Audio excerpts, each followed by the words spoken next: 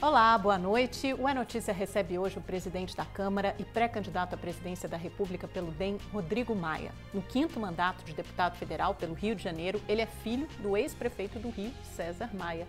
Seja muito bem-vindo, presidente. Obrigado, boa noite. Muito bom receber o senhor aqui num dia de tensão, né, para o país. Até abriu o olho, até arregalou o olho. Nossa primeira entrevista foi em Brasília, a segunda aqui em São Paulo. A gente está gravando numa quinta-feira em meio a toda essa tensão da greve dos caminhoneiros, né? A gente não sabe ainda se essa paralisação vai terminar ou não, até a entrevista é ao ar, mas vamos gravar com o que temos nessa quinta-feira. Bom, a Câmara votou a toque de caixa, a reoneração da folha de pagamento, um projeto que já estava na fila de votação faz tempo e gerou a alíquota de PIS/COFINS do diesel até o fim do ano, né? O senhor, pelos cálculos que tinha à disposição dos especialistas, diz que essa reoneração teria um impacto de 3 bilhões e meio nos cofres públicos. O governo falava em 10, 12, até 14 bi.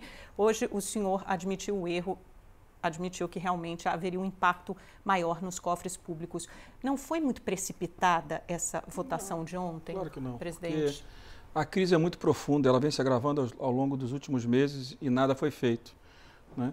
A questão se o impacto era 3, 4, 5, 6, isso é irrelevante. Até porque 3 e pouco, mais uns 2 ou 3 da reoneração, já dá 6, 7 e vai a 9. Sem a gente poder esquecer, isso é muito grave, que o governo aumentou esses impostos do PIS/COFINS, do diesel, da gasolina e do etanol em 100% na média em julho do ano passado.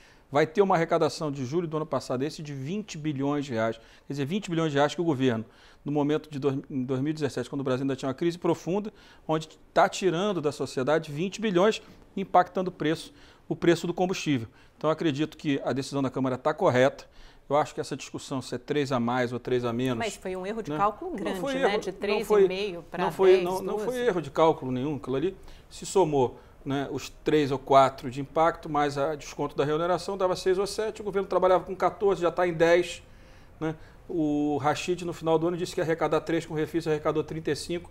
Esses números eles oscilam, dependendo do mercado. Então, o importante é que nós vivemos uma crise, que ela não está restrita aos caminhoneiros, está restrita a todos os brasileiros. O preço de gás de cozinha saiu de controle, né? O preço do diesel, da gasolina, sobe muito pela crise internacional do preço do petróleo. E o governo brasileiro existe não apenas para ficar olhando, ele existe para arbitrar soluções, para construir compensações para a sociedade. A sociedade não vive de números, não vive de números de déficit primário, superávit primário. A sociedade vive da sua realidade, do seu orçamento familiar, que infelizmente, né, ao longo de 2013, 14, 15, 16, melhorou um pouco agora, mas ainda continua com uma renda abaixo do que as famílias ganhavam há 3, 4 anos atrás. Então a renda da família, o orçamento familiar está baixo, né? E quando a gente olha a inflação caindo e vê o brasileiro reclamando, é porque no orçamento familiar, tanto gás de cozinha como combustível, tem aumentado muito e tem viabilizado que a sociedade tenha essa informação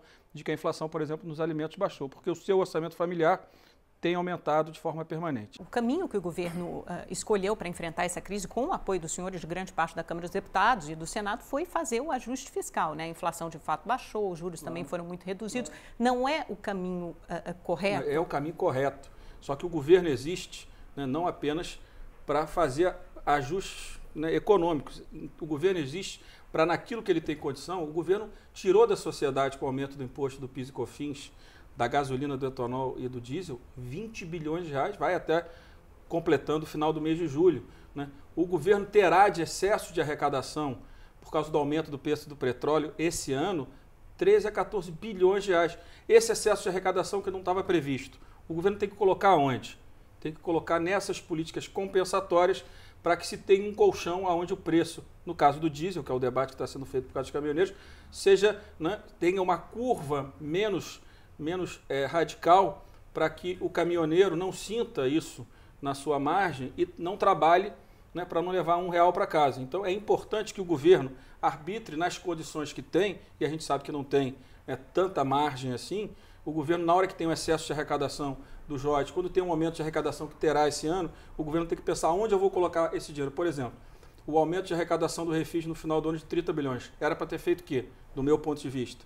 Era para ter colocado no gás de cozinha, nas famílias, do cadastro do Bolsa Família, porque muitas famílias hoje não têm mais dinheiro para comprar o botijão de gás, estão fazendo fogão a lenha. Então ali era para ter colocado uma parte do dinheiro, era para ter pensado alguma política de estímulo à economia, né, já que você tinha esse excesso de arrecadação, né, sobrando, que não era previsto. Aí faz o quê? Reduz o déficit primário. Mas ainda é um déficit primário gigantesco, sim, né, de 150 bi esse ano, estava contratado pelo mercado, chamado mercado, em 150. Se o governo usa 15 para colocar dinheiro na economia e 15 para reduzir, né, em vez de 150, né, 135, o mercado ia ficar satisfeito do mesmo jeito. O que adiantou colocar 125? O gás de cozinha continua subindo o preço, a gasolina continua subindo o preço. Então, o governo serve para arbitrar isso. Não precisava de governo, era só contratar, fazer um concurso de uma equipe econômica, falar, faz tudo o que está no receituário e ponto final. Não é assim, as coisas não são assim. As coisas não funcionam de forma automática. A equipe econômica tem a sua política, que deve ser austera, deve ser rígida, e cabe ao presidente da República e ao seu palácio, ao seu entorno, criar políticas, né, que peguem essa sociedade tão sofrida, né, desde a crise do governo Dilma, como que começou em 2013, até 2011, 13, 14, 15, 16, 17, e que começou a sair, mas ainda, como eu falo, o emprego voltou, melhorou em relação ao governo Dilma, mas emprego precário. Então, quem conseguiu voltar ao mercado de trabalho não voltou com a mesma renda que tinha. O que significa isso? Que a renda disponível da sociedade, na média, reduziu. Então, a gente precisa ter uma compreensão que a vida real das pessoas, às vezes, é diferente do que está escrito nos livros técnicos. Né? Por exemplo, outro dia eu disse a um técnico do governo, vai comigo na Baixada Fluminense do Rio Nova Iguaçu, visita o Minha Casa Minha Vida, né, que foi entregue pela metade, onde não foi colocada a cerca, né, o muro, aonde as crianças estão brincando ainda tem um valão do lado, aonde tem casa sendo invadida, aonde a creche que está sendo construída está parada ao meio e não tem creche perto para aquelas crianças. Então, a vida real das pessoas é muito diferente, né, do que a burocracia em Brasília. A gente precisa estar mais distante de Brasília, mais perto do dia a dia, para que a gente saiba que na hora que tem um excesso de arrecadação ou na hora que tem uma crise, a gente tem que tomar decisões. Mas e essas decisões não podem existir apenas para o lobby das grandes empresas, dos grandes negócios, que estão sempre em Brasília resolvendo os seus problemas. E muitas vezes o Congresso acaba aprovando uma série de refis justamente para esses grandes empresários e grandes setores da economia. Na reoneração ontem, nós acabamos com as desonerações a partir de 2021, para todos os setores. Mas isso já estava na fila de votação há muito tempo, mas não tinha voto antes. Nesse projeto não tinha o prazo para acabar com a desoneração no final de 2020. Nós colocamos, porque nós entendemos que a política do jeito que está colocada está beneficiando empresas que geram emprego, mas está beneficiando empresas que não geram. Então nós demos a condição para que o próximo presidente ele reorganize essa política, ou não, né, durante os 2 primeiros anos. Então o que a gente tem feito é votado matérias para reorganizar o Estado brasileiro, para garantir segurança jurídica para o setor privado. Por exemplo, na próxima semana a gente pretende votar a regulamentação do distrato, para garantir segurança jurídica para a Constituição Civil. Por quê? Porque o setor de Constituição Civil perdeu mais de 1 milhão de empregos nessa crise. A gente precisa dar condições para que ele volte a vencer, para que ele volte, não reage, né? Ele volte a gerar emprego. Agora, então essa tem que ser a política correta. Presidente, voltando à história dos combustíveis, o senhor vai insistir na redução, em zerar o PIS/COFINS, claro, porque agora gerou um imbróglio com o Senado. Alguns senadores reservadamente até disseram, poxa, a Câmara jogou uma bomba no nosso colo e é uma irresponsabilidade sem tamanho. Quer dizer, o Senado vai ter que resolver isso. Ou reduz PIS/COFINS, ou então zera PIS/COFINS, mantém o projeto que foi aprovado na Câmara. O que o senhor imagina que vai acontecer ou vai fazer pressão para que aconteça? Eu não vou fazer pressão nenhuma. Eu respeito a decisão do Senado, né, e como o Senado respeita a posição da Câmara. O que eu defendo é que não dá mais para a gente ver essa crise na rua, não apenas dos caminhoneiros, e a gente não pensar em políticas compensatórias para a sociedade. Né? Não dá mais para a gente aceitar, né, que o governo tenha aumentado o diesel, a gasolina e o etanol em 100% na média, com uma arrecadação de 20 bilhões de julho do ano passado até o próximo julho agora, tirou 20 milhões da sociedade e na hora da crise o governo não queira devolver isso para a sociedade. Aliás, a própria decisão da Petrobras de reduzir em 10% o diesel, você pode ter certeza, agora de 15 dias já virou 30.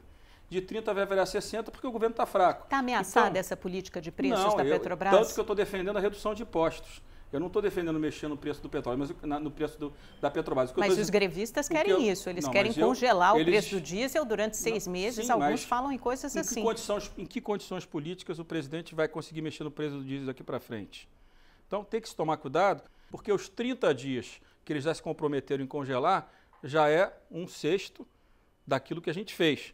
Então, é muito melhor o governo, até porque pode fazer por decreto, porque a mudança da alíquota dentro de 0 ao máximo que está agora, o governo pode fazer por decreto. Como fez em julho por decreto, do ano passado, poderia fazer amanhã por decreto, né, zerar o PIS/COFINS por 3 meses, por 4 meses, esperando uma redução do preço do petróleo. Agora, o governo Então, você defende que o governo faça isso por decreto, que não precise nem... Não precisa de lei. Agora, a gente fez. Se o governo fizer, melhor. O governo pode ter iniciativa. Não estou querendo ter iniciativa de nada. Estou querendo dizer o seguinte, a crise do jeito que ela já está desabastecendo a sociedade, não apenas nos postos de gasolina, mas nos supermercados, daqui a pouco nos aeroportos. Então, a gente precisa dar uma solução. E, de fato, né, essa crise tem atingido, né, uma parte da sociedade, e os caminhoneiros são uma parte importante, somado às famílias que usam gás de cozinhas mais pobres, que estão sem condição de comprar gás de cozinha, essa crise atingiu, a gente precisa dar uma resposta para isso. Agora, muitos economistas dizem que fere a lei de responsabilidade fiscal se você fizer uma renúncia ou reduzir o imposto e não disser de onde vem a receita. Por mais que o senhor tenha mencionado todos esses impostos que de fato foram aumentados pelo governo... A arrecadação que o governo tem vai compensar tudo isso. Não acaba sendo um discurso um pouco eleitoreiro ou populista e que não leva a sério o ajuste fiscal? Porque vocês mesmos votaram um teto de gastos. Ao contrário. Quem tem segurado todo tipo de responsabilidade na Câmara sou eu. Né? Eu não votei nunca nenhuma matéria de forma responsável. Agora, esse aumento, onde vai ter um impacto líquido de 5 bilhões, você me desculpa, isso aí não vai, né, prejudicar de forma nenhuma o déficit do governo. O governo está tendo aumento de arrecadação. O governo está tendo aumento de arrecadação nos royalties do petróleo, no preço do petróleo que subiu. Então, o governo tem toda a condição de priorizar essa questão do óleo diesel. Não tem problema nenhum, não tem nenhuma responsabilidade disso. Agora, o governo, né, o que o governo quer, o que a equipe econômica quer, é que a sociedade se resolva o seu problema sozinha. Ninguém vai resolver sozinho uma crise desse tamanho. Então, a gente precisa entender que o governo, sem nenhum motivo, sem nenhuma necessidade, tirou 20 bilhões da economia com o aumento do PIS/COFINS ano passado. O governo tem excesso de arrecadação. Mas ninguém também levantou a voz, né, ano passado, quando o governo fez isso. Porque o preço do petróleo o preço do petróleo subiu, nessa hora o governo já tinha que ter baixado antes para equilibrar o preço. O governo serve para isso. Na hora que você tem uma margem entre 0 e o teto que está de mexer no PIS/COFINS, quando o preço do petróleo vai subindo, você vai reduzindo aqui para ir compensando. Né? Tem um colchão. Mas não, a área econômica não, tem que ser o teto. Vamos taxar a sociedade, que parece que eles acham que paga pouco imposto. Eu não, eu entendo que a minha cabeça nós temos que reduzir o tamanho do Estado, trabalhar para isso de forma permanente, e é o que eu tenho tentado fazer agora. Na hora que a gente vê uma crise dessa, se a gente virar as costas, né, pelo amor de Deus, não é assim que se faz política. Agora, esse episódio mostra claramente a debilidade, a vulnerabilidade, a fraqueza do governo. Esse governo vai continuar assim, paralisado e suscetível a pressões, inclusive pressões que podem surgir de outros setores, que podem de alguma forma tentar, né, chantagear o governo. Será um ano de paralisia, de pressões? Olha, quais serão os efeitos? Eu não chamaria de chantagem. Os setores têm o direito, de forma legítima, de se posicionar em defesa dos seus interesses, né, e da sociedade. Agora, o governo mais fraco sofre mais. E a gente não pode tratar uma crise do tamanho, da dimensão do que está colocada hoje como uma chantagem, algo assim. Eu acho que é uma crise que ela tem hoje, de forma mais visível os caminhoneiros, mas é uma crise muito mais profunda. Os números do IBGE mostraram isso. 27 milhões de brasileiros, né, que estão basicamente fora do mercado de trabalho. Né? A extrema pobreza cresceu 1,5 milhão até 2016, quer dizer, o final do governo Dilma, e se mantém nesse patamar. A renda média dos brasileiros, uma família brasileira caiu dos R$150, quer dizer, a média de uma família brasileira de salário é R$2.000, é pouco, isso por causa do Sudeste, no Nordeste é 1.500, 1.600, então nós temos uma crise, né, que foi gerada no passado, mas que se mantém agora e que a gente precisa dar soluções. Soluções de longo prazo, reformas estruturais, soluções de curto prazo. O governo tem que pensar em compensações como essa que a gente pensou no caso do óleo diesel. Bom, vamos falar de eleição um pouco aqui, né, presidente? Porque tem tanto problema para resolver para o próximo aí que assumir essa cadeira, que olha... Bom, tirando Lula, que está praticamente fora do jogo, o grande campeão dessas eleições até agora, pelo menos segundo as pesquisas, tem sido os votos brancos, nulos e indecisos, né, que chegam a 26% no Datafolha, impressionantes 46% nessa pesquisa CNT-MDA. É muito diferente dos períodos, desse mesmo período de eleições passadas, você tinha um cenário muito mais definido, né, muito mais certo. Como resolver esse descasamento, esse divórcio entre o que a população quer e entre o que o cardápio eleitoral oferece? Olha, todo esgotamento de ciclo, ele é resolvido sempre por dentro da política. Na redemocratização foi assim. Políticos mais jovens da Arena criaram a Frente Liberal com Tancredo e redemocratizaram o Brasil, criaram um novo ciclo.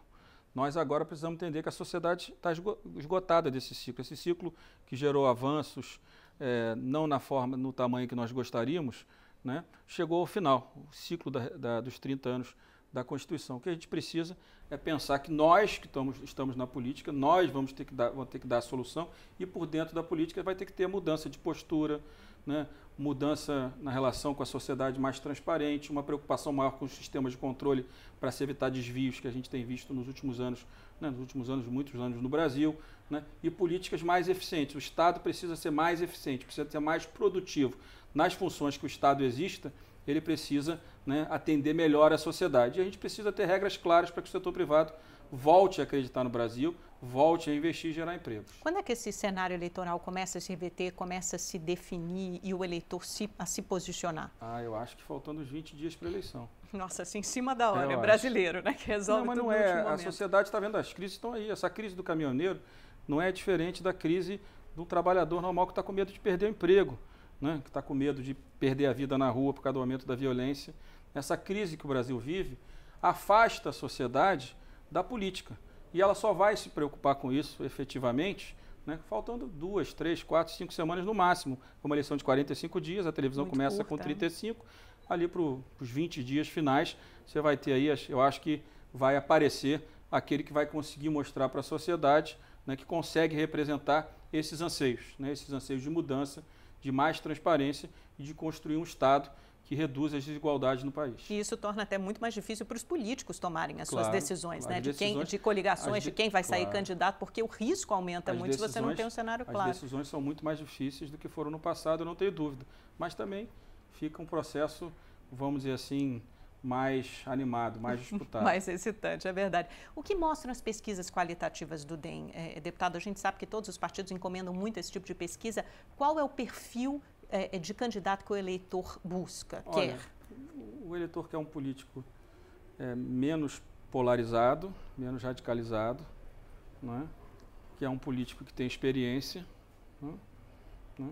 E que é um político que consiga, claro, principalmente, que ele olhe e diga, isso aí vai de fato reorganizar o Brasil e dar segurança para que eu possa voltar a ter meu emprego, pagar minhas contas em dia, né?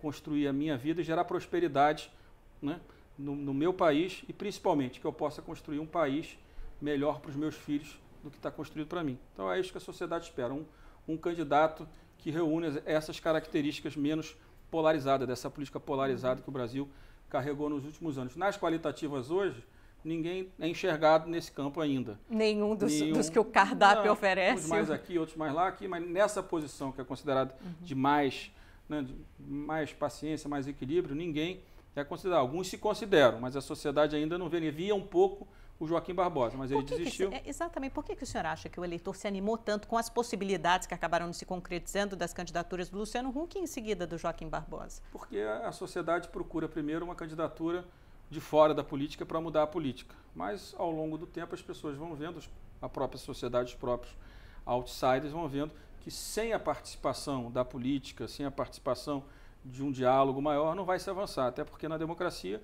você tem que ter um presidente que saiba dialogar com o parlamento, não ceder ao parlamento, mas dialogar mostrando ao parlamento a importância que as mudanças que precisam ser feitas, né, vão viabilizar, né, o futuro do Brasil. A política é para profissionais? Porque, de alguma forma, o sistema expeliu essas novidades, né? Não, mas vão voltar. Acho que o Luciano volta, em algum momento ele será político, faz parte da vontade dele, né? A política é um ambiente onde as pessoas, na minha avaliação, elas precisam ter muita paciência, muito equilíbrio, capacidade de ouvir, né? Ouvir o outro político, ouvir a sociedade e construir as soluções. Eu acho que esse é o espaço da política. Independente de você ser político há mais tempo ou menos tempo, você tem que ter a capacidade do diálogo, o equilíbrio, a paciência, porque num país com tantas dificuldades, imagina você sentado na cadeira de presidente, com tantos problemas que o Brasil tem em todas as áreas, saúde, desabastecimento nas cidades, faltam médicos no interior, educação, a qualidade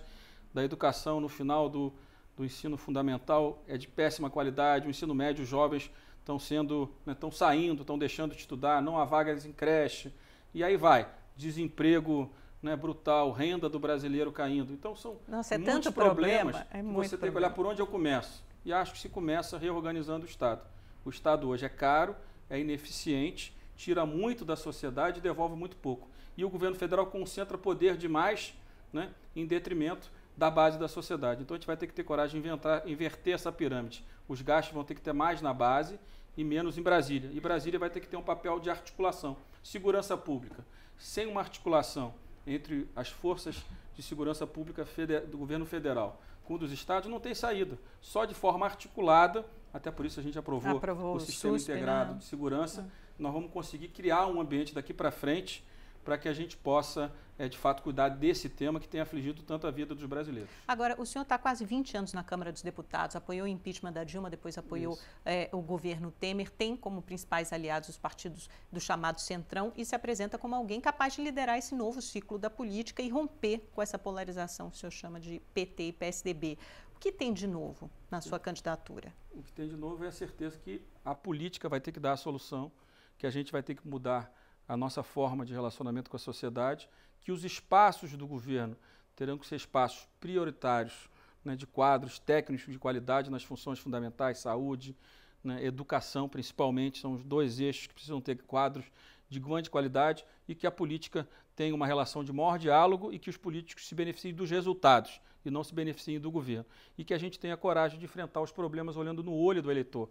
Não dá mais para o governo federal custar 1 trilhão e 300 bilhões e atender muito pouco a sociedade. Então, reduzir o tamanho do Estado, criar uma nova gestão pública integrada com estados e municípios, fazer as reformas que o Brasil precisa.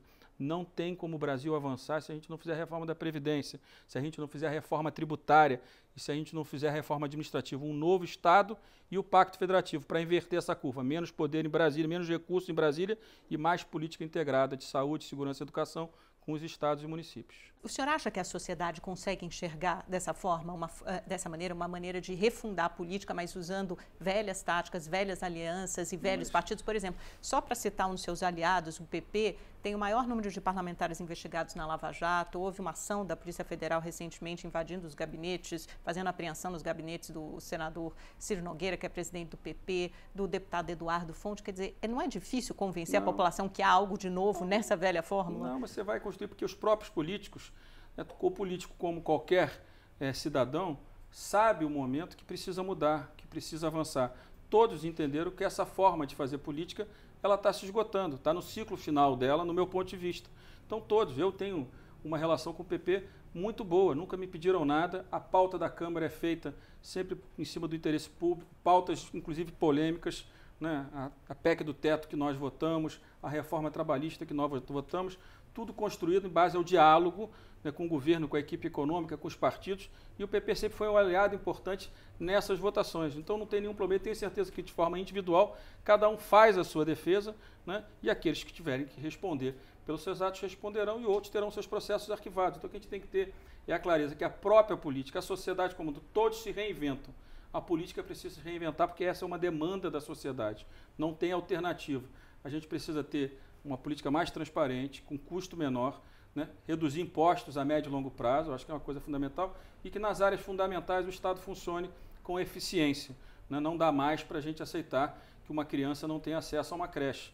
Né? Universalizar as vagas em creche para as crianças mais pobres é um projeto de curto prazo de qualquer governo sério, porque não adianta você garantir uma educação de qualidade na universidade se essa criança não teve acesso à escola desde quando nasceu. Então são questões que a gente vai ter que tratar, olhar no olho do eleitor e falar, mas para que isso aconteça, não dá mais para que esses feudos públicos e privados, corporações públicas e privadas, continuem tomando conta do Estado brasileiro. Eu acho que a sociedade fica muito exasperada quando ela enxerga essa forma de fazer política, por exemplo, toma lá da cá, nas negociações de cada projeto de lei, de cada PEC, ou então as nomeações de apadrinhados políticos para ocupar ministérios, estatais, autarquias. Isso vai mudar? Esse jeito de fazer política? Tem que mudar porque a sociedade não aceita, não tem mais espaço para isso. A sociedade agora quer governo com mais eficiência. Mas como? Você tem que negociar com tantos partidos e são partidos muitas vezes fisiológicos. Você negocia o resultado. E cada governo constrói a sua base da forma que você oferta.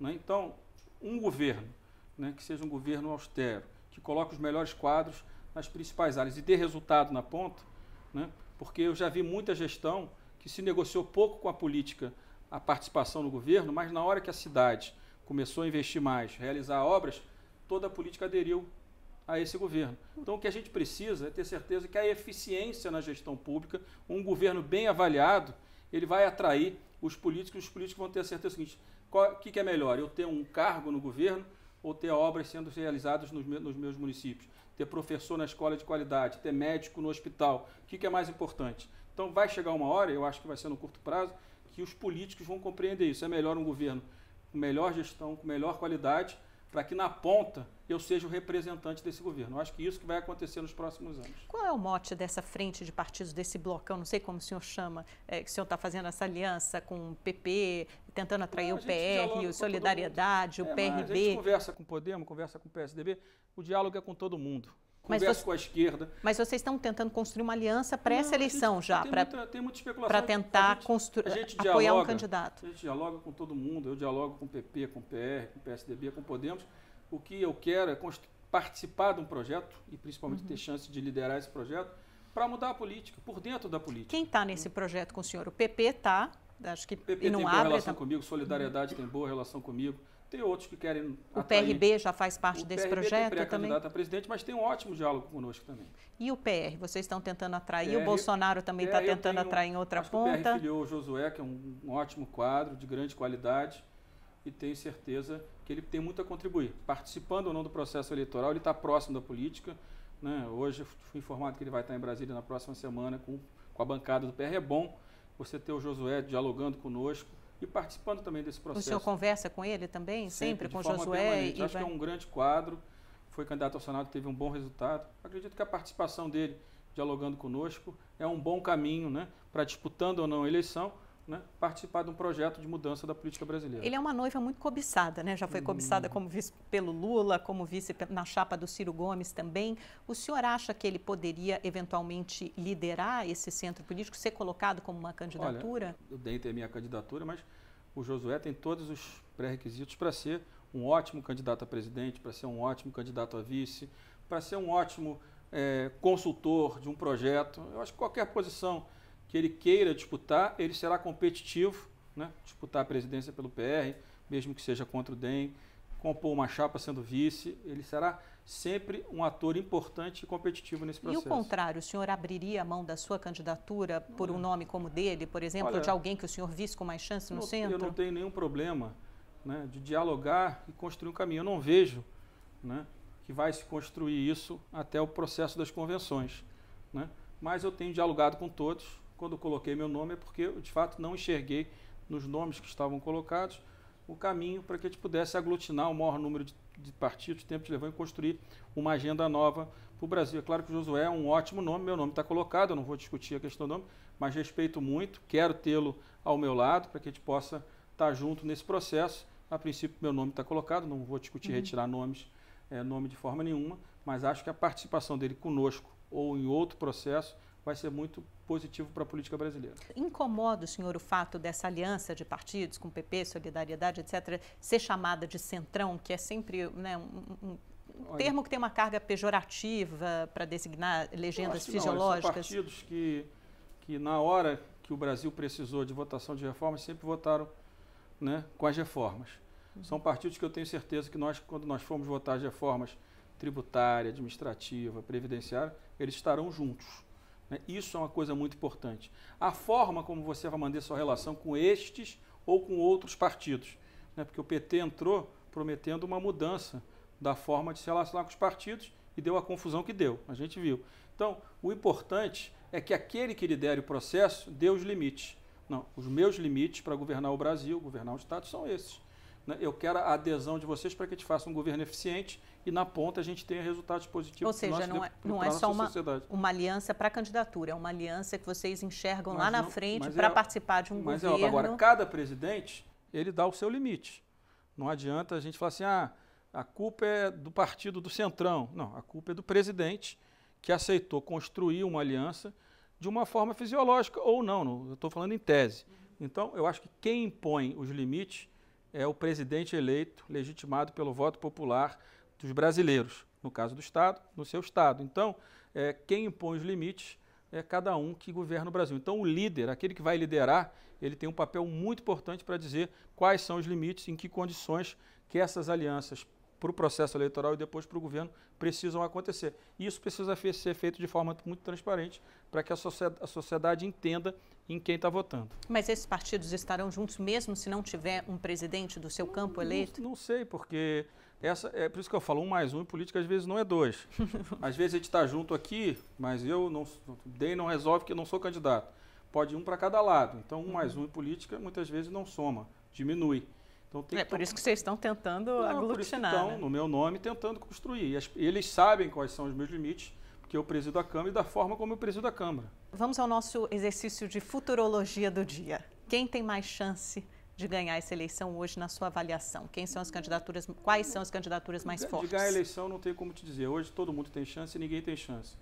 Eu te digo que se o PT lançasse uma candidatura hoje que não fosse o Lula, teria muita chance de estar no segundo turno. Com o apoio do Lula mesmo? Seria para mim um dos que estaria no segundo turno, com certeza.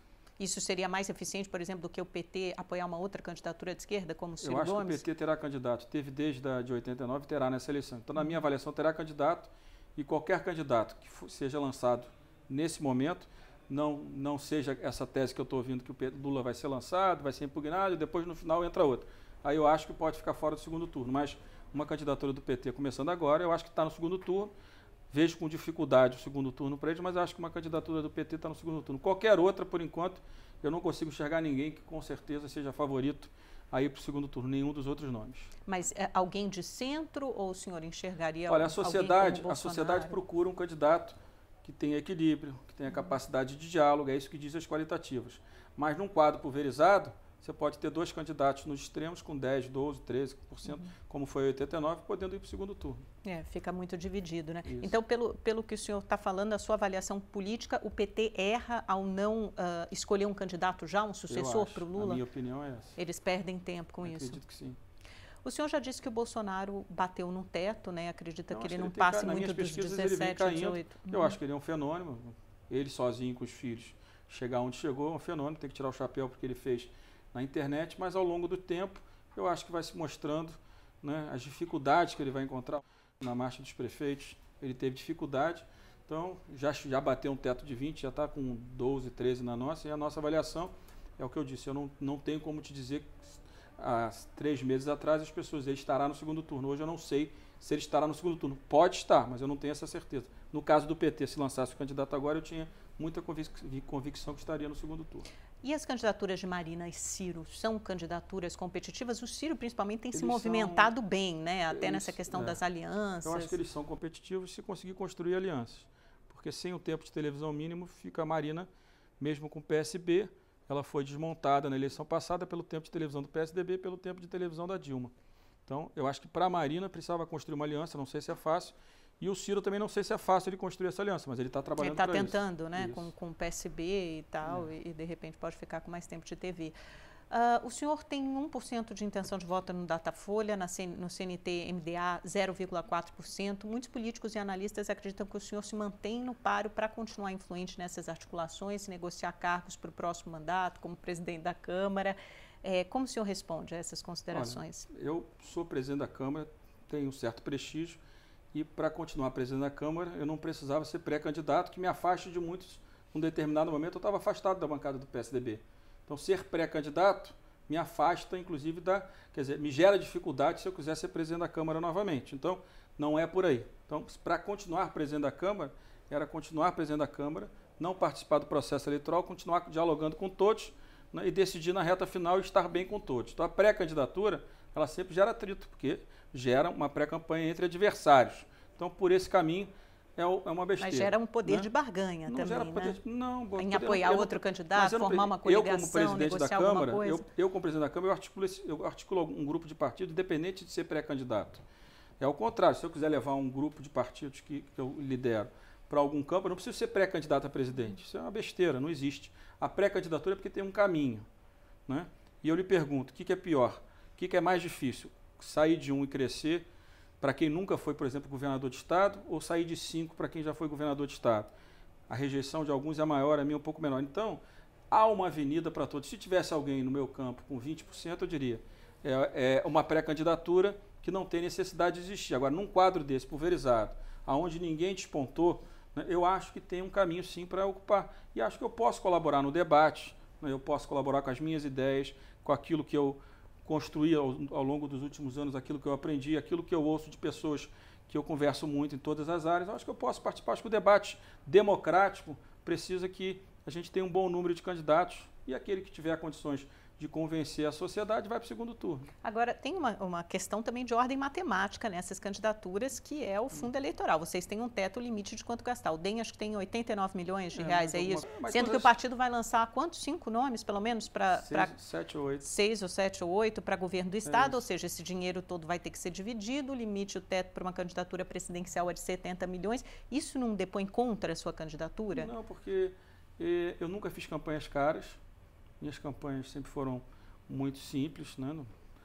Em comparação ao que se gastava no Rio, o PMDB gastava, o PT gastava no Rio. E eu tenho convicção, como eu acredito que tem que se renovar na política, acredito que você precisa ter uma boa equipe de televisão, jovem, que queira construir, né, também a sua imagem, apostando numa candidatura que vem de baixo para crescer. Preciso de papel para distribuir nos estados, concentrar os recursos nos estados, colocando o meu nome, e ter capacidade de mobilização, de viagem pelo Brasil. E muita rua, de manhã até de noite. Eu acho que a política mudou. Aquele que quiser fazer campanhas com muitos recursos públicos ou pessoa física, a sociedade vai rejeitar. Então, campanhas simples, objetivas, com uma mensagem moderna e com uma comunicação moderna. Agora, o Geraldo Alckmin tem mais voto que o senhor, né? Ele já foi governador do maior estado do país, São Paulo, é um homem experiente, até tem algumas dessas características, essas qualidades aí que as pesquisas qualitativas indicaram, não é uma pessoa que recorre à polarização, pelo contrário, é uma pessoa muito mais comedida. Não seria mais interessante apoiar um nome como o dele? Olha, eu disse que o ciclo está aberto para todo mundo, para ele, para mim. O DEM quer liderar o processo também. O DEM tem o direito. O DEM quer disputar o poder. Diferente do que alguns acham, que uma pré-candidatura é para eu me cacifar para continuar na presidência da Câmara, que é uma besteira. Nós queremos liderar um processo político no Brasil, liderar o nosso campo. Nas qualitativas, infelizmente, nem o Geraldo nem eu somos vistos como centro. Apesar de eu achar que eu e ele temos uma característica de diálogo. Né, vocês são vistos como o quê? Mais à direita, né? Não extremo, mais extremo é o Bolsonaro e o Ciro Gomes. É o centro-direita. O centrão, quem tinha imagem do centrão antes de sair da pesquisa, desse centro, era o Joaquim Barbosa. Por incrível que pareça, é assim que a sociedade enxerga. Às vezes a gente enxerga de um jeito, mas a sociedade, na sua base, está muito distante, está enxergando de outra forma. O senhor falou agora, há pouco, que antes estava mais distante do PSDB. Isso significa que o senhor está se reaproximando do PSDB? Estou dizendo que a pré-candidatura gera riscos. Em algum momento afastou vocês dois. E aí, às vezes, você fala uma frase, o jornalista edita de um jeito, as pessoas ficam chateadas e eu reúno eles e falo, não, o que eu quis dizer foi isso. O que está acontecendo em Minas é isso. O senhor disse que o ciclo estava terminando, né? Mas o ciclo da polarização... Da PSDB-DEM. O ciclo de 30 anos, mas o ciclo é sempre visto por quem comanda. Né? Quem comanda tem mais desgaste do que quem não comanda. Então, o DEM nunca comandou, né, a política nacional brasileira. Quer se colocar, quer ser uma alternativa de forma democrática. É um direito nosso. O senhor diria que uma composição com o PSDB hoje, um pouco mais adiante, claro, mas ainda no primeiro turno, é provável ou é improvável? Eu acho que é mais provável no segundo turno. Não vou dizer que é impossível, mas é mais provável no segundo turno. Então, o senhor está apostando que o centro vai chegar com várias candidaturas e não só uma? Olha, eu participei de um processo eleitoral em 2012 que a sociedade escolhe quem é o centro, quem cresce. A sociedade, num determinado momento no Rio, escolheu quem era o adversário do Eduardo Paes, Freixo. Todos os outros caíram de 5, 6, 10 para 0, quase. Então, num processo político, não vai ter uma coisa pulverizada. A sociedade vai concentrar o seu voto num candidato. É uma coisa que ninguém consegue compreender direito, entender como é que consegue, mas os movimentos da sociedade vão caminhando e acabam aglutinando em 1, 2, 3 nomes, independente de você ter 8, 10 candidatos.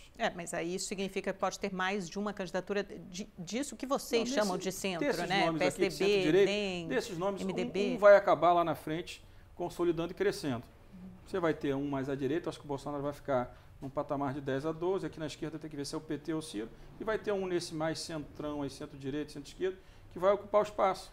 Pode ser a Marina, pode ser ela ocupando por aqui, ou pode ser o Alckmin, pode ser eu, mas só vai ter um. Acho que vão ter 3 candidaturas que vão acabar comandando o processo eleitoral no Brasil na reta final. O presidente Temer desistiu e o MDB acabou lançando o Henrique Meirelles na semana passada, candidato à presidência. O senhor vê o Meirelles como alguém que possa unificar esse centro? Acho que o Meirelles é um quadro de grande qualidade, né?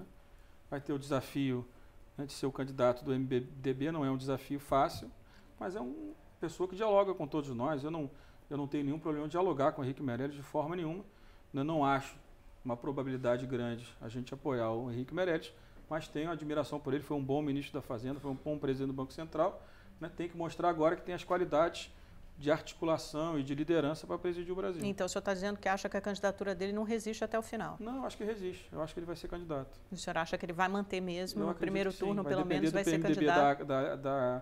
da legenda para ele, mas eu acho que vai dar, eu acho que vai ser candidato.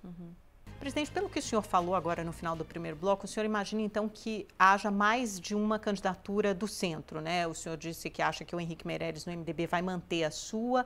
Quem o senhor acha que vai ficar? Acho que o Geraldo fica, o Álvaro fica, eu acho que eu fico. Acho que vai ter uns 4, no final pode ficar 3. Acho que os 3 vão ter de qualquer jeito. Mas aí não corre-se um risco muito grande das duas pontas irem para o segundo turno? A sociedade resolve extrema-direita, extrema-esquerda? A sociedade unifica depois no voto. Na pesquisa vai crescendo um só. Não tem espaço para 3 ocuparem, então um só vai acabar ocupando. Quem sair na frente primeiro acaba levando, né, o voto dos outros e tira, né, desidrata a votação dos outros candidatos. E aí leva para um segundo turno, provavelmente, se houver um nome do PT com alguém do PT da esquerda, o senhor acredita? Ou com o Bolsonaro. Vai depender de como cada um construir a candidatura e até que ponto vai crescer. Se o PT demorar para ter um candidato, você pode ter uma candidatura mais ao centro e uma mais à direita no segundo turno também. Se você tiver o Bolsonaro com 2 dígitos, talvez caia um pouco, como indicam as suas qualitativas, aí você tem o Alckmin, Marina, Ciro, todos lá girando em torno dos 10%, e você tem os menores, né? Quais critérios vão nortear essa decisão dos partidos que vão desistir das suas candidaturas e apoiar outros? A minha decisão é baseada em tempo de televisão, né? Palanques regionais, que o DEM tem bastante, né? E construir um programa, né, que fale desse Brasil de prosperidade, onde a gente vai construir para os nossos filhos um futuro melhor do que foi construído para a gente. Eu acho que, na minha avaliação, é isso. É um bom programa que fale dessa prosperidade da nossa nação para os brasileiros. Tempo de televisão e palanque regional. Essas duas partes, o DEM tem. Um tempo de televisão em conjunto com alguns partidos, né, bons palanques regionais, 8 candidatos nos principais estados. Temos que construir esse programa para poder falar melhor com a sociedade brasileira. Então, nesta eleição tão confusa, conflagrada, dividida, isso é mais importante do que pesquisa nesse momento? Não vai ter jeito, vai ser mais importante que pesquisa na minha avaliação. Nos últimos dias voltou claramente aos bastidores a ideia de trocar o nome do Alckmin na chapa principal pelo João Dória para concorrer à presidência da República. O senhor é um político experiente, conhece bem o PSDB. Acha que isso pode acontecer? Pelo que eu participei do processo eleitoral de 2006, eu acho impossível o Geraldo deixar de ser o candidato do PSDB. Por quê? Porque pelo perfil dele. Ele é um cara que tem paciência, não transmite, né, está nervoso, está com raiva, vai mantendo a posição dele, aquilo que ele acredita que é o melhor para ele e para o partido dele, né, e acho que ele será candidato em qualquer circunstância. O DEM se aproximou bastante do João Dória no ano passado, até houve uma discussão, um convite de vocês para que o Dória fosse para o DEM. O senhor acha que o Dória seria um nome mais competitivo do que o Alckmin para esse momento na política? Não, acho que hoje os dois são ótimos nomes, são bons nomes. O Geraldo tem um governo de São Paulo para mostrar, que governou com bastante experiência. O Dória ficou menos tempo na prefeitura, mas apesar de pouco tempo na política, mostrou que é muito bom de campanha. Acho que qualquer um dos dois nomes vai representar bem o PSDB, não tenho dúvida nenhuma disso. A gente está num momento na política que favorece muito também as candidaturas que têm dinheiro, as pessoas que têm dinheiro, pessoas físicas, né? E a gente tem alguns nomes assim no páreo presidencial. A gente tem o Henrique Meirelles, que pode pagar do seu próprio bolso pelo menos parte da campanha. A gente tem o Flávio Rocha, que acho que pode pagar 10 campanhas no bolso dele. E a gente tem o próprio João Dória, que pode contribuir. O Josué Gomes, que é um outro nome que a gente aventou aqui no primeiro bloco. Isso não cria um desequilíbrio, uma disparidade no jogo? Tem até uma ação no Supremo para derrubar esse autofinanciamento de 100%, que de fato gera uma distorção um pouco absurda para a política brasileira. O senhor acha que é um exagero? Porque acabou o financiamento de pessoa jurídica e continuou o autofinanciamento de 100%. Virou uma distorção. O fundo eleitoral também limita muito a renovação, né? Porque os recursos acabam controlados pelos dirigentes partidários, que provavelmente vão distribuir esse dinheiro pelos políticos que já têm mandato e já estão aí. Como é que o senhor acha que a renovação no Congresso, no ano que vem, vai ser acima da média, como a população gostaria, ou vai se manter na média, ou pode ser até menor? A renovação no Brasil é grande, mas ela se renova pelo mesmo grupo político, grupo social. Porque a sociedade está esperando que uma outra parte da sociedade que está longe da política há umas 4, 5 eleições volte a participar e vai ser bom. E acho que você vai ter aí uma entrada de políticos que representem esses movimentos de renovação. Sim, Renova BR agora. São ótimos. O problema todo é que na hora que todos estimularam o fim do financiamento de pessoa jurídica, esqueceram que não havia cultura de financiamento de pessoa física e restringiram o financiamento ao poder partidário. Quer dizer, não se pensou nas consequências quando não se fez uma transição mínima para acabar com a pessoa jurídica. Acabou que o Supremo derrubou, com o apoio de muita gente, e agora as pessoas estão vendo que captar dinheiro para a pessoa física no momento de crise política, ética como essa, vai ser muito difícil. E o Congresso achou essa solução do fundo eleitoral, que acaba privilegiando os que já têm mandato. Não, mas é porque não tinha outro caminho, né? E nós acabamos com um programa semestral, economizamos ali uns 500 milhões para poder cobrir parte dessas despesas que foram criadas. No Congresso, esse ano legislativo já está ficando muito lento, né? Mês que vem a gente já tem Copa, depois a gente tem festa junina, mas tem muitos projetos econômicos importantes aí na fila para serem votados. O que ainda pode ser apreciado e aprovado nessa reta final do ano legislativo, do trabalho legislativo? Nós votamos 6 medidas provisórias essa semana, a reoneração, ficou a questão da polêmica do PiscoFins, que eu acho que a decisão da Câmara está correta, né? Sem nenhuma discussão de quem vai ganhar, quem vai perder com isso. Acho que a sociedade ganha com essa decisão e o governo precisa fazer essa economia para poder distensionar a relação na ponta com os caminhoneiros. Que aí não é só reduzir, é zerar. Mas, né? Mas na reoneração, nós, como eu já disse aqui, nós zeramos a desoneração no final de 2020. O próximo presidente vai ter 2 anos para reorganizar um sistema que pode ser bom de desonerações, mas que precisa estar muito vinculado à geração de emprego. Não adianta tirar a arrecadação do governo se de fato a gente não gerar emprego na ponta. Na próxima semana eu espero terminar de votar o cadastro positivo, votar a duplicata eletrônica, que pela previsão da equipe econômica a gente vai colocar no mercado 200 bilhões de reais, votar o distrato, como já falei, para garantir mais segurança jurídica para o setor de construção civil, para que o setor volte a gerar emprego no Brasil. Tem o projeto das agências reguladoras para outra semana, tem o projeto da nova lei de licitações, que os prefeitos estão demandando muito, tem o projeto da cessão onerosa, que é um projeto que interessa a Petrobras, que vai liberar a Petrobras para vender aqueles barris de petróleo que ela recebeu para capitalizar do governo e que ela só pode produzir o petróleo, ela vai poder vender isso, então ela vai ter uma capitalização importante quando a gente aprovar esse projeto. Então tem um arco de projetos que eu acredito que eles todos aprovados, eles ajudam muito no segundo semestre nessa recuperação econômica que vinha caminhando bem e deu uma arrefecida.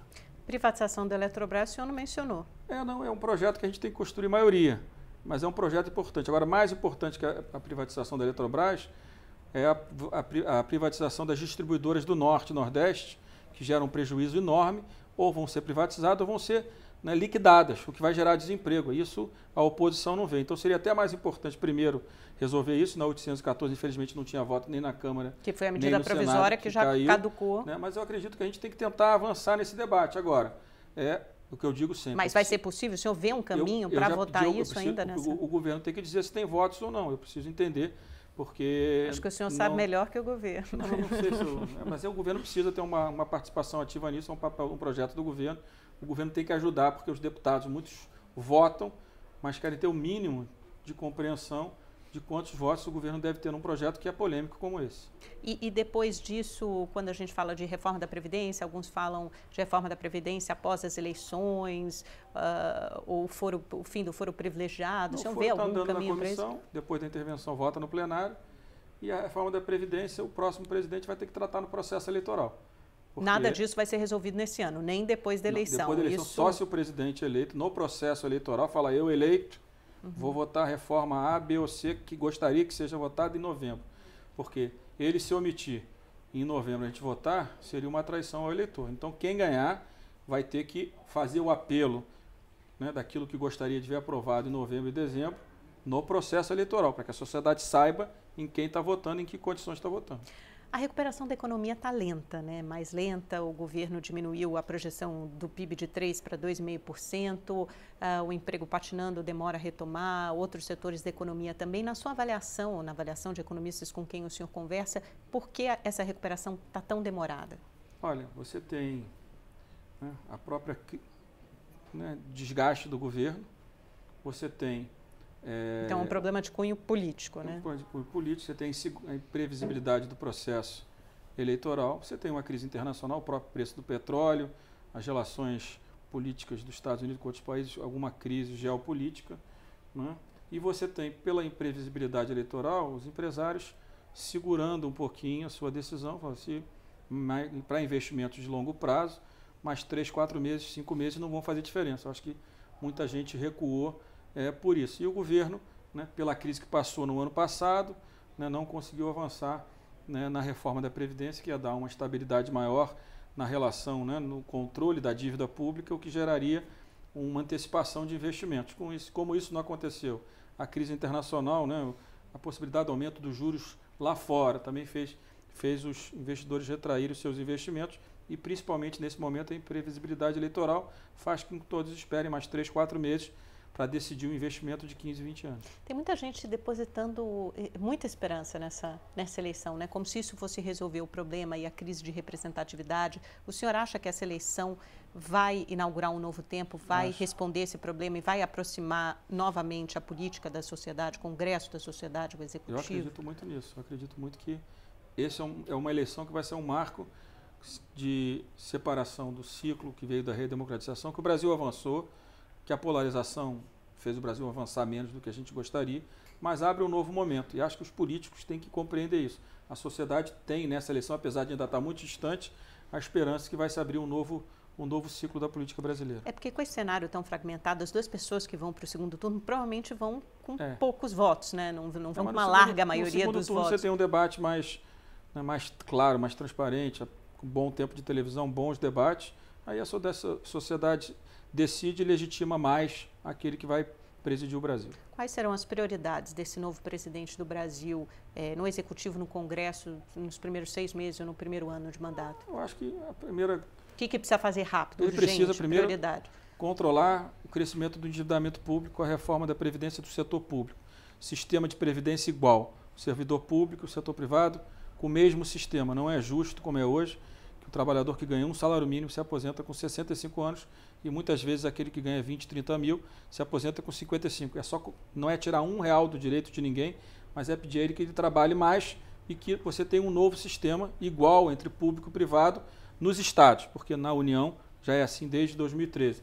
Uma profunda reforma administrativa de reorganização do Pacto Federativo, onde vamos melhorar a gestão pública, redução do tamanho do governo federal, para que a gente possa transferir não apenas a responsabilidade, mas os recursos para os estados e olhar no médio e longo prazo a redução de impostos. E segurança jurídica, para que a gente possa ter uma parceria com o setor privado, principalmente na infraestrutura, né? A nossa logística está destruída, a gente precisa recompor a nossa logística, rodovias, ferrovias, cabotagem, para que a gente possa não apenas integrar o Brasil, mas gerar empregos no curto prazo. E o melhor caminho para gerar empregos, né, além do setor privado com uma boa regra, com uma boa legislação, o setor privado com o setor público na infraestrutura também tem no curto prazo o caminho para gerar milhões de empregos. Bom, vamos lá para o nosso pinga-fogo então, presidente, finalzinho da nossa entrevista. Eu falo o nome ou uma palavra, o senhor responde com uma frase ou uma palavra, como preferir. Sérgio Moro. Sérgio Moro é um homem que está ajudando a mudar o Brasil. Lava Jato. Lava Jato, um grande avanço, né, nas relações públicas e privadas no Brasil. Gilmar Mendes. Gilmar Mendes, um juiz corajoso. Carmen Lúcia. Carmen Lúcia, uma ministra com grande capacidade de articulação. Bolsonaro. Bolsonaro, né, uma pessoa que enxergou na frente dos outros políticos como usar as redes sociais. Marina. Marina, não, um símbolo da política brasileira. Ciro Gomes. Ciro Gomes, né, um político preparado, mas às vezes, né, um pouco radical. Flávio Rocha. Flávio Rocha é um empresário de sucesso. Alckmin. Alckmin, né, um homem sério, né, um bom governador de São Paulo. Dória. Dória, né, um grande empresário, né, e um líder nato né, nesse novo momento da política. Temer? Temer, um presidente que teve a coragem de avançar em reformas, mas que, pelas denúncias, paga um preço maior, né, do que o governo que faz. Lula? Lula, um líder popular. Rodrigo Maia? Que? Rodrigo Maia, o seu. Rodrigo Maia? Não, um político que tem tido a oportunidade de presidir a Câmara, o que me dá muito orgulho, uma grande apreciação que eu tive, querendo ter a oportunidade de continuar contribuindo com a política brasileira e com o futuro dos brasileiros. Muito obrigada, presidente, pela sua entrevista. Foi ótimo conversar com o senhor durante essa uma hora. Pela oportunidade. Volte sempre, as portas estão abertas. Obrigada a você também pela sua audiência, pela sua companhia até essa hora. Segunda-feira que vem tem mais, a gente volta. Tenha uma excelente noite, uma ótima semana. Até lá. Tchau, tchau.